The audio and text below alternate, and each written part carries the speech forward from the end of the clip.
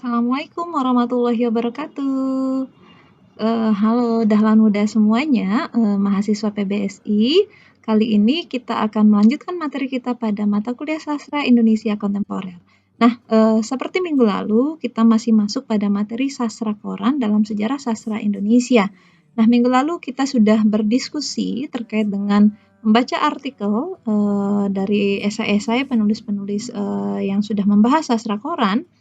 Nah, hari ini kita melanjutkan, berdiskusi atau memberikan penguatan dari apa yang sudah Anda diskusikan, apa saja terkait dengan fenomena dan ulasan dari sastra koran itu sendiri.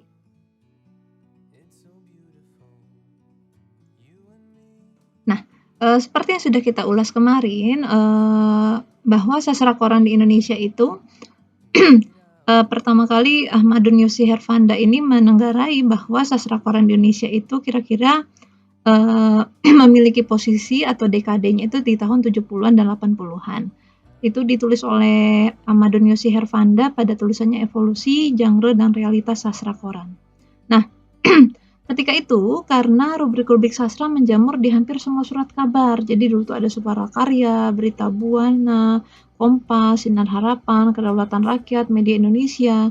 Dan pada saat itu lahirlah nama-nama besar, ada Sultan Zulkifli Bahri, Abdul Hadi WM, MH Ainun Najib, Korilayun Rampan, dan Lino Suryadi Aki.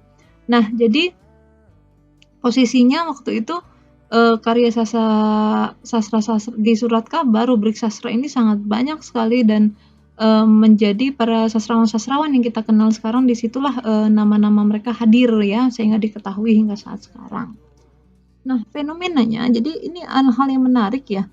Tentu sastra koran ini selain banyak yang meminati, tapi ya ini tadi ada beberapa hal fenomena yang sudah kita ketahui bahwa harus diakui sastra koran memiliki keterbatasan.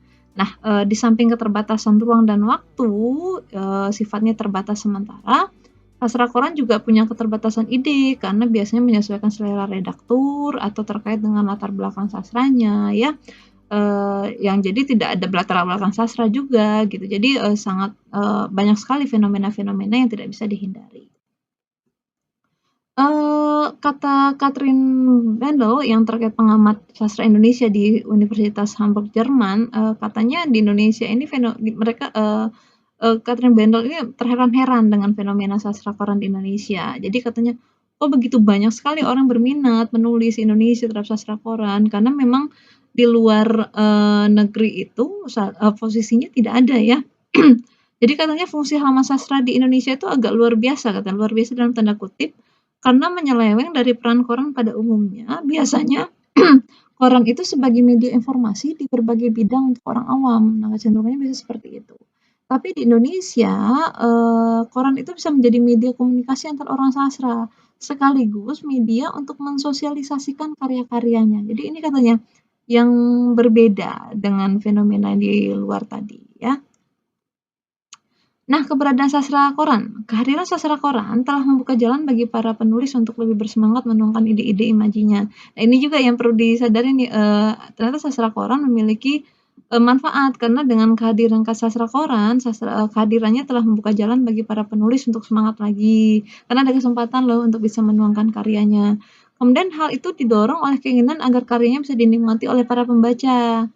Karena ada kesempatan nih karena di fenomenanya seperti itu di Indonesia. Kemudian pada umumnya mereka menyadari betul bahwa sebuah karya akan bermakna jika tidak mendapat apresiasi masyarakat. Jadi karena ingin dihargai karyanya, banyak yang mau baca, maka ini menjadi suatu hal kompetisi juga. Kemudian sebagus dan sehebat pun apapun karya sastra itu, jika tidak dipublikasikan, dianggap tidak ada karyanya, tidak ada artinya gitu. Nah, oleh karena itu, idealnya seorang penulis memiliki ruang publik untuk menginternalisasikan karya-karyanya, salah satunya adalah koran. Nah, kira-kira begitulah sehingga sastra koran di Indonesia posisinya cukup diminati ya, cukup keberadaannya itu menjadi hal yang menjadi penting gitu karena posisinya sangat perlu bagi penulis-penulis di Indonesia. Nah, kemudian perkembangan saking sudah banyaknya sastra koran di Indonesia hingga saat sekarang, mulai banyak sastra-sastra koran itu ya sudah dibukukan, salah satunya Kompas ya yang pertama kali mulai telah menerbitkan karya-karya sastra pilihannya dalam bentuk buku setiap tahun. Lalu juga ada surat kabar lainnya yang sudah melakukan hal yang sama juga. Nah, media cetak nasional yang menyapa pembaca melalui tradisi pemuatan cerpen misalnya setiap minggu sejak 1967 telah menerbitkan antologi cerpen pilihan Kompas mulai 1992. Nama-nama seperti Jujur Prananto, Ahmad Tohari, Umar Khayyam, Putu Wijaya, B.M. Samsudin, Yanusa Nugroho, dan lain-lain tercatat sebagai penulis cerpen yang dimuat dalam buku setebal 170 halaman berjudul Kado Istimewa. Cerpen pilihan Kompas 1962. Nah, pada tahun 2014, bahkan 24 cerpen terpilih dimuat dalam Di Tubuh Tara, dalam Rahim Pohon, cerpen pilihan Kompas 2014.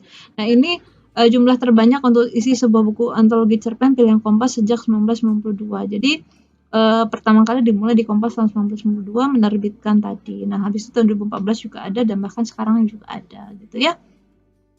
Nah, jadi dilihat dari fenomena tadi, peran sastra koran apa? Sebenarnya kehadiran koran telah memiliki andil dalam membesarkan nama penulis di Indonesia fungsinya sangat luar biasa ya. Karena penulis-penulis besar di Indonesia itu hadir namanya dibesarkan dari koran-koran yang ada. Kemudian koran tidak hanya menjadi media praktis pemuatan karya, tapi juga menjadi media strategis perawatan eksistensi penulis atau sastrawan. Kemudian sekalipun bukan satu-satunya wadah sastra di Indonesia, koran masih menjadi pilihan utama penulis untuk mempublikasikan karya-karyanya. Jadi sastra koran di Indonesia itu sifatnya bisa menjadi sebuah perawatan eksistensi, keberadaan sebuah penulis, kemudian juga bisa menjadi wadah karena di Indonesia itu orang-orang masih merasa penting untuk membutuhkan apresiasi terhadap teks sastra sehingga dengan adanya koran dibaca karyanya ini adalah menjadi suatu bagian yang penting bagi penulis di Indonesia. Baik, saya pikir itu ulasan terkait dengan sastra koran di Indonesia. Banyak sekali literatur-literatur lain yang bisa Anda baca, tulisan-tulisan, esai-esai yang mengulas sastra koran. Untuk lebih lanjut, untuk pendalaman materi, kita akan coba melihat tulisan-tulisan penulis-penulis ya, sastrawan-sastrawan Indonesia, bahkan juga penulis-penulis baru yang tulisannya bisa dimuat di surat kabar nasional maupun lokal, itu sudah menjadi dapat kita lihat bagaimana bahwa penulis-penulis di Indonesia terus melakukan proses kreatif, terus belajar agar mendapatkan posisi juga di hati pembaca pada koran-koran pilihan mereka.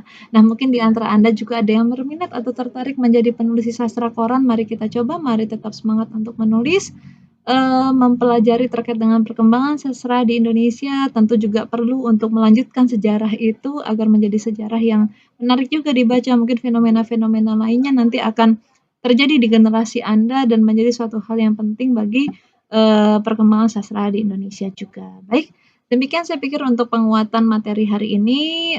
Kita akan lanjutkan berdiskusi pada e-learning. Terima kasih atas perhatiannya. Salam sehat dan tetap semangat. Wassalamualaikum warahmatullahi wabarakatuh.